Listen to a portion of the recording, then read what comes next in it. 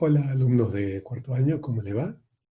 Un nuevo encuentro para aclararle algunas cosas de este largo trabajo de función, esta secuencia 4, que por eso la dividí en tres partes. Y hoy les acerco una ayuda para ir resolviendo la primera parte, que es la importante, porque es conceptual y que nos sirve para la otra.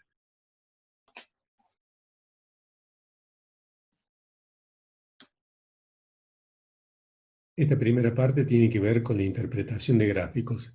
El primer gráfico que les aparece a ustedes, básicamente con lo conceptual que después se refleja en el primer grupo de actividades, nos muestra esto.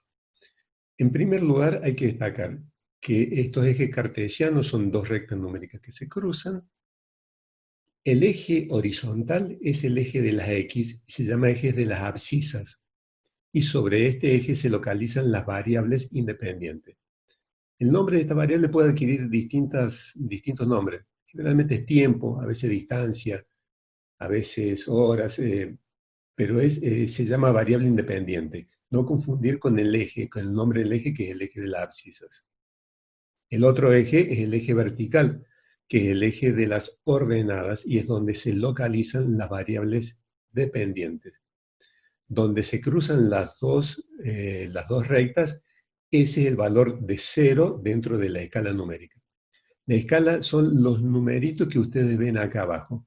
En este caso, el eje de la X va de 1 en 1, o sea, de 0 va a 1, de 1 va a 2, y eso se denomina escala. En el caso del eje de la Y, no tiene por qué coincidir con esto, y acá va de 0, va a 100, de 100 a 200, lo que sí tiene que ser regular cada uno de los saltos.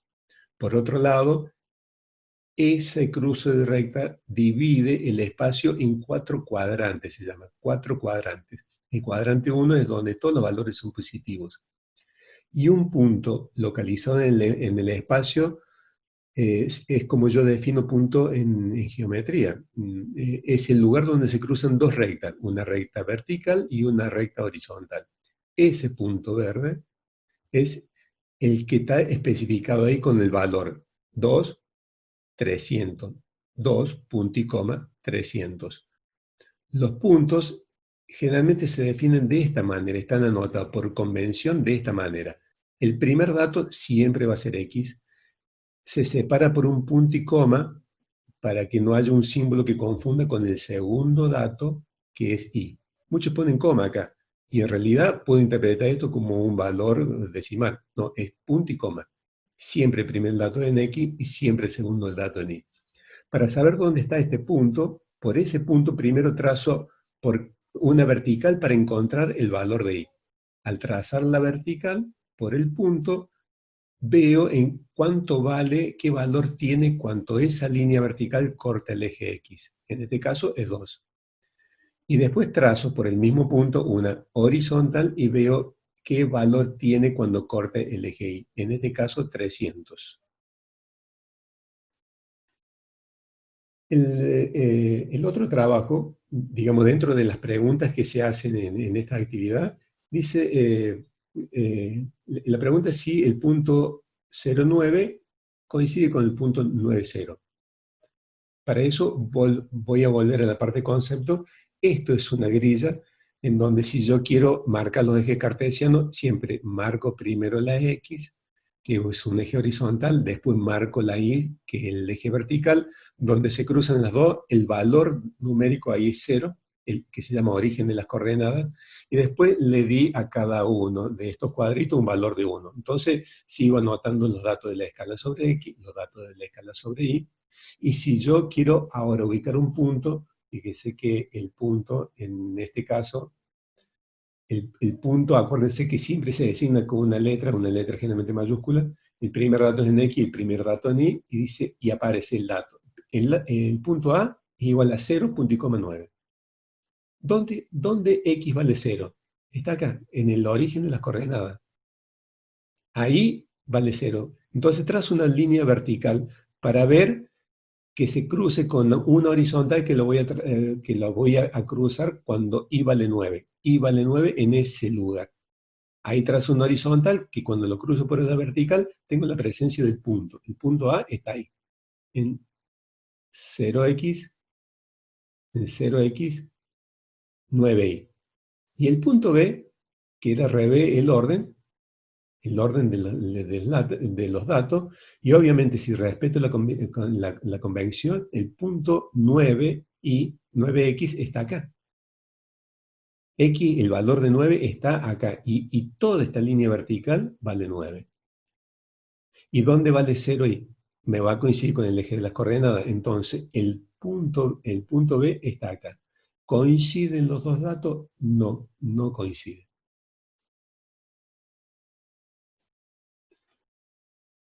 El otro ejercicio, ya para tratar de interpretar, nos muestra tres gráficos. Tres gráficos en donde en el eje de las abscisas, el eje X, cuya variable independiente se llama tiempo, y la escala va por mes, enero, febrero, marzo, abril. Y el eje de la Y es el eje de las coordenadas, cuya variable dependiente es el peso y la escala en kilogramos. Un detalle, fíjese que para no, como acá vamos de 2 kilos en 2 kilos, para no dibujar el gráfico y tan largo, irse muy arriba y no separarse demasiado, aparecen dos flechitas. Significa que el eje se cortó y se bajó.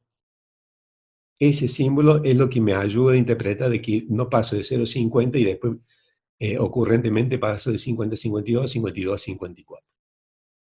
Para ir analizando acá y en el relato cómo se hace, y ver cuál es el gráfico que responde a ese relato, dice que una persona controla su peso entre los 3 primeros meses.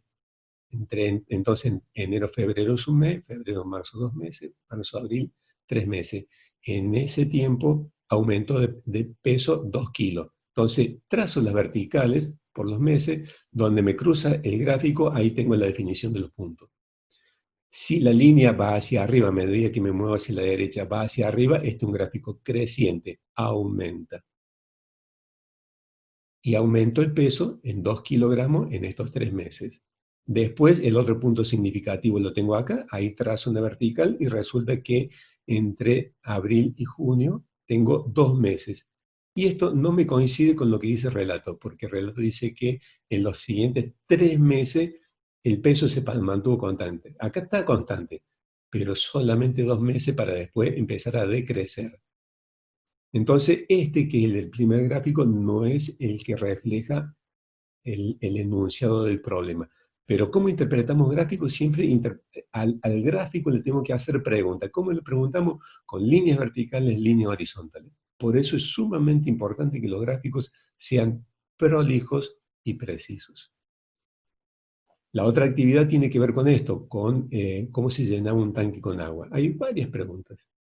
Por ejemplo, ¿cómo se clasifican las variables? ¿Qué nombre tiene y cuáles se clasifican las variables? Acuérdense, sobre el eje X están las variables independientes. Y el nombre de esa variable en este gráfico se llama tiempo. Sobre el eje Y están las variables dependientes. Y el nombre de esa variable en este gráfico es cantidad de agua. Con eso vamos llenando los datos que vamos teniendo. Y después le hacemos preguntas. Una de las preguntas dice, ¿qué cantidad de agua tenía el tanque a las 10:30? Las 10:30 es en la hora que está a la mitad entre las 10 y las 11. Por ahí trazamos una vertical. Todo esto representa las 10:30 horas. Cuando llega el gráfico, hay un solo punto, lo corto en un solo punto. Cuando llega el gráfico, ahí trazo una horizontal. Esa horizontal me va a ir a averiguar qué cantidad de agua había a las 10:30. En este caso, por eso a las 10:30 voy hasta el gráfico, toco el gráfico, me voy en horizontal y el resultado es que a las 10:30 había 50 litros de agua. Así voy respondiendo las otras preguntas. Pero hay que trabajar el gráfico, hay que preguntarle al gráfico. Y el gráfico solo me va a ir dando las respuestas. Si hacemos este trabajo correcto, vamos a tener todas las respuestas. Fíjese que para que sea función es importante de que haya un solo dato. En este caso se presentan 4 gráficos y hay que averiguar si son funciones o no son funciones. ¿Cómo averiguo si es función? trazo líneas verticales. Si la línea vertical me corta en 2 o más puntos el gráfico, es porque no es función. No puedo tener en una función un dato en X, un dato en X y varios datos en Y. ¿Estamos? Entonces acá esa línea me corta el gráfico en un solo punto. Si yo desplazo la línea hacia la derecha y la izquierda, siempre me la va a estar cortando en un punto. El punto va a ir variando, va a tener distintos valores, pero solamente lo va a cortar, la línea vertical corta este gráfico en un solo punto. Este ejemplo es lo contrario. Esa línea vertical me corta ese gráfico, que es una curva, me la corta en dos. Entonces esto no se puede analizar como una función. Es un gráfico, sí, es un gráfico válido, puede estar representando muchas cosas, pero no es función. No puedo tener para 3x dos valores. 3x el valor de x no puede valer 3 o menos 3 simultáneamente. Entonces esto no es función. Analicen ustedes para los otros dos gráficos si es función o no es función. Eso te queda pendiente como tarea. Por otro lado, una de las preguntas es si tengo una parte de la función que es creciente y después se hace decreciente, el punto de inflexión que es un máximo o un mínimo. ¿Estamos? Si crece y después decrece, es un máximo. Si decrece, y si esta línea en vez de estar horizontal creciera, ese punto sería un mínimo.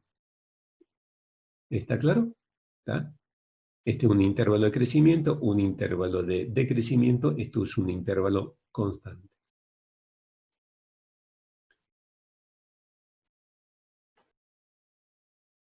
A continuación hay otros ejercicios para realizar y completar.